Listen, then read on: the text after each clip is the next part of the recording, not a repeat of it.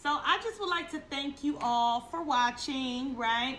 And thank you to all the people that have been writing comments. I have been reading and responding. I truly appreciate the love and the support. And let's get started. Okay, so today we're going to talk about how low vibrational energies affect the chosen one.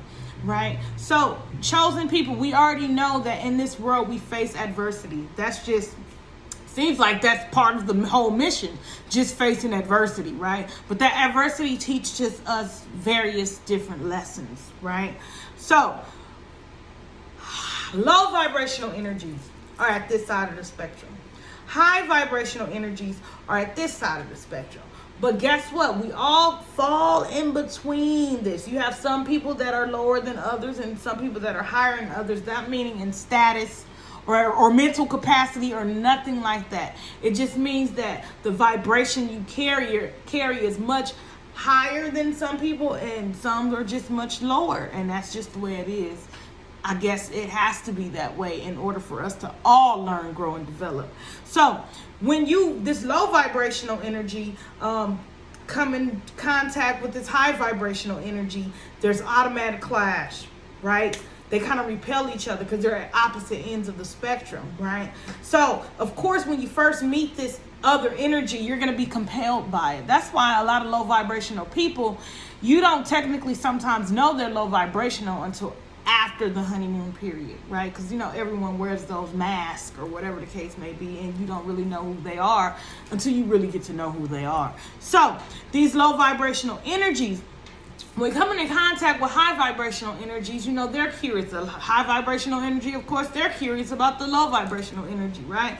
So then that's when you start to get to know each other, and then that's when personalities really come out. So I feel like as the chosen one, you kind of have this empathetic side to you. You're an empath, right?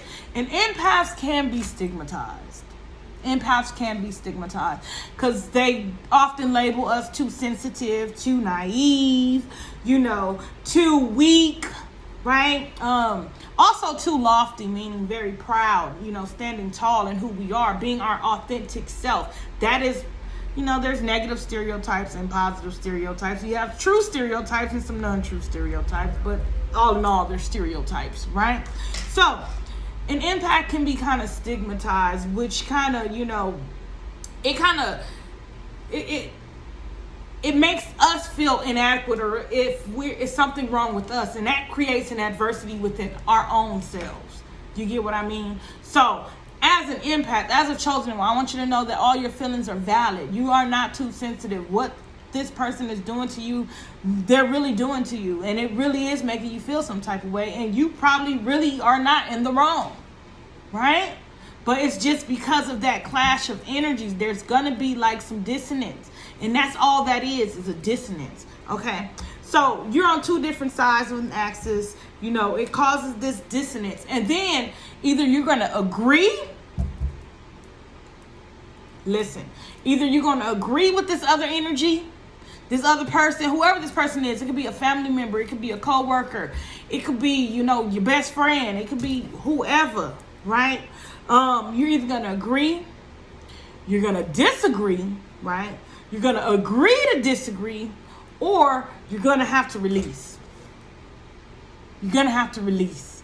And that's setting a clear boundary, like, you know what? You are on another vibration, another frequency than I am, and I'm trying to grow and develop, and you want to kind of stay in this stagnant energy, and I don't want to be in it. Because as chosen ones, we typically want to grow and grow and grow and grow to our fullest potential, because we know we can all grow into our fullest potential. That's why we give people the benefit of the doubt, because all we can see is their potential. It kind of goes all hand in hand, if you're following me, right? So you either going to agree to disagree, or release, setting boundaries, right? And boundaries are very important for the empath, for the highly chosen one. Boundaries are very important because guess what? We tend to, because we see a person's potential, we tend to allow them to overstep. Oh, giving them excuses. Oh, they're like that because of that. Oh, they just, very aggressive because, they grew up kind of rough. We always give a person an excuse for their behavior, which does not hold them accountable, which does not help them learn. So it's not helping you learn, and it's not helping them learn. All in all, we need to all be learning and growing and developing, right? So you need to learn boundaries, energetic protection. You got to learn how to protect yourself against these other energies. It's hard, right? Tell the truth. You know it. It's hard. We all know it. It's difficult, especially when it's people we love. How you going to just discard your family members? That's difficult. We can step away and and ignore them, right? But then you kind of feel guilty because you're an empath. You like, dang, you know why they act the way they do. You know why they doing what they doing. You want to keep giving them chances. You want to believe in them. You want to believe that they going to grow. That's simply all your belief, because it does not mean that it's going to happen. Does not mean it's going to happen. All your belief in them is allowing them to cross all the boundaries with you, continuously hurting you. That's all they're doing, continuously hurting you over and over and over and over and over again, because they're going to continue to hurt you over and over and over again until they're ready to learn and grow. But what's going to help them learn and grow is by you setting that boundary. Because once you set that boundary and you release that person, they know they're going to have to step their game up in order to get where you at. And that's helping them to grow. So not only are you growing, they're growing. You feel me? Hold on, let me. Okay. It's sensitive. So, energetic protection, right? So after you learn how to energetically protect yourself, I think I'm going to do a video on energetic protection. But right now, I just want to keep going with the flow of this, and we can get to that later. If you want me to do a video on energetic protection, write it in the comment box below. Okay? So, we, after learning how to energetically protect ourselves, we then have to learn how to start discerning these energies. But we learn how to discern energies by setting boundaries with these people, because when we set boundaries with these people, it kind of reminds us, like, we set boundaries with this person because, they were always complaining and dumping all their baggage on me. Or this person is, always talking shit about everybody, wanting to gossip, or whatever the case may be. I don't want to have nothing to do with that. Whatever the negative trait is that this low vibrational energy have, right? You'll start to learn the patterns of this energy, so that when you meet it in the future, you won't continue to repeat this cycle. You learn the lesson. So once you learn a lesson, you've learned that energy. Literally. That's why you go through this with different people. Different people exude certain energies, right? And energy, they're on a spectrum. Everything's on a spectrum, right? So you got variations of energy, many variations. There's many variations of misery. You can have misery due to being bored, right? But that's different from having misery due to being heartbroken. It's different types of misery. So you'll be able to start discerning these energies. So you'll know, like, oh, this person, when you hear somebody talk about somebody in front of you too, about somebody else in front of you, you already know, like, if they talk about this person, they surely gonna talk about me. So you already know to set that boundary. You have to set that boundary right there. Like, listen, I'm not the type of person to talk about people when they ain't around. You got to cut that shit off right then and there. Period. That's your boundary. And you can say it in a nice, respectful way. It doesn't have to be, disrespectful or out of character or you being mean or nothing. It's just you not rocking like that. You not. You got to be able to step away from that. Step away from people talking about people. Who want to talk about people who want to talk to people that's talking about people? I'm trying to talk about my ideas. I'm trying to talk about this new business I want to start. I'm trying to talk about some stuff that's about to expand my mind. Like, let's talk about some stuff. I don't want to sit here and talk about people in the news. I ain't got time for none of that. How we about to change some stuff? How we about to start a revolution? How we about to do something other than this? Because this is the mundane, right? But then you start to learn these lessons, so you're able to discern these energies to where you could just set boundaries right off top. You don't have to wait to go through all the trouble, the pain, the loss, all that in order to realize that you should have been setting boundaries in the beginning and you wouldn't even been hurt. Lessons, right? Because if you don't learn that lesson, you repeat the cycle. You repeat the cycle, and then somebody else that's just like that other person, but probably a little bit worse than that other person, gonna show up in your life.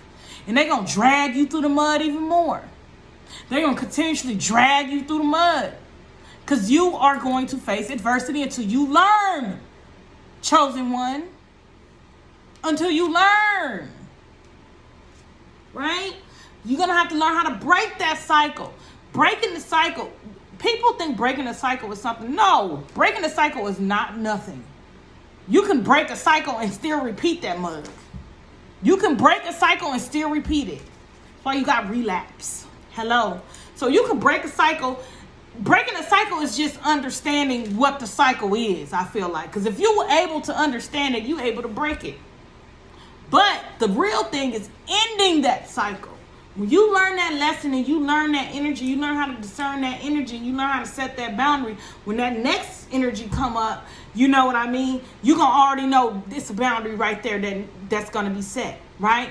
Which eventually it's going to get around to other people, you know, because people talk. They're going to be like, she don't like people talking about people. So they ain't even going to approach you no more about talking about other people. You following me? Right? So you got to learn how to break that cycle. When I say break that cycle, I mean it ain't no going back. But you always have the potential to go back. That's the sad part. Even when you break a cycle. Right? When you end a cycle, I'm sorry. Right? So, new beginnings.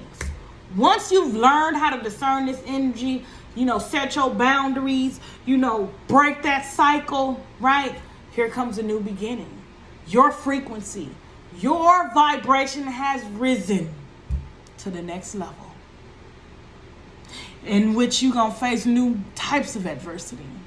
But if you take the lessons from that last cycle and bring it into this new beginning, you're going to already know off top. So you're going to be leveling up even quicker. That's going to raise your wavelength. This is a wavelength. The shorter your wavelength, this is a short wavelength. This is the, wait, it'll be like this. That's a high wavelength. This is a short wavelength. And that's a long. So the shorter your wavelength, the higher your frequency. Because you can get to this point, to that point very quickly. You're growing at an expeditiously, that is not the word, at an expeditious rate. There you go. You're growing, you learning quickly. Opposed to, wait, am I supposed to be learning right now? Ooh. Yeah, whatever, okay? New beginning. So, listen, as chosen ones, it's not easy. It's not easy when you're trying to gain that Christ consciousness. It's not easy. Remember, again, I'm going to say this all the time. They persecuted Jesus. What did Jesus do to anybody but be a high frequency being? A high vibrational energy. That's all Jesus was. And look what they did to him. Because it's a lot of low vibrational energies in this world. And that's why we came here, to raise the frequency. Because we got to at least create some balance. Because it don't seem like it's too balanced.